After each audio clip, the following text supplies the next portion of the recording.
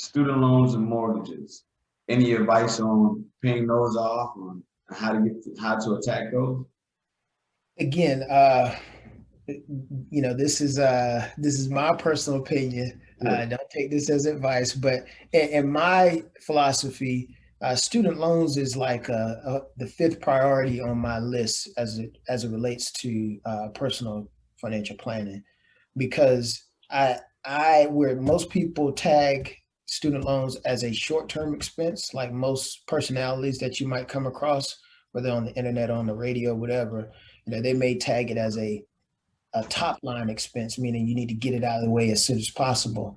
We have 5 steps in our order of operations, and student loans student loans as well as mortgages are tagged as a longer term type of debt. So it's not as, in my opinion, again, it's not as important to be overly aggressive in paying those two items off ahead of time.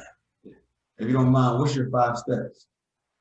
So the first one is you protect your todays. So making sure that you got the proper roof.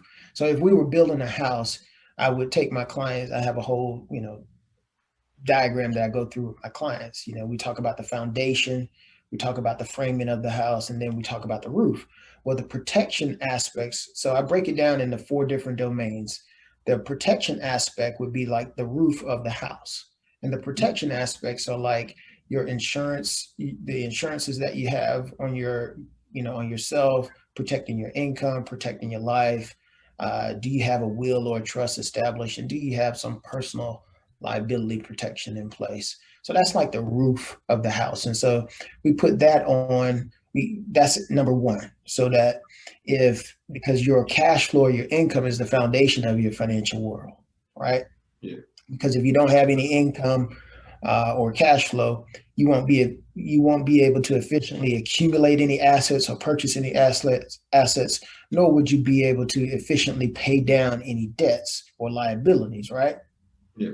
So we got to make sure that if our health got compromised, where we weren't able to go in and work and do the work that we do, like you go in as a pharmacist, if your ability to earn your salary as a pharmacist were compromised, and you didn't have any mechanism to bring money back into the house because you haven't had time to buy those passive income assets or what have you, right? You need to have something that's going to bring in some income. And that's where the protection piece comes in, like disability insurance or what have you.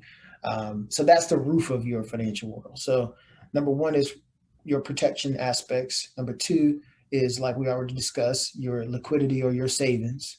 Number three is you prioritize your short-term debt being credit cards, car notes, any other type of consumer debt that you have.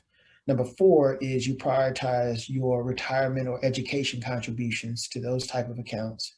And number five would be attacking your longer term debts, like your mortgage or your student loans or your home equity lines of credit. So that's the order of operations that I explain to my clients, and it's worked well for quite a number of my clients, especially during this pandemic. It makes perfect sense.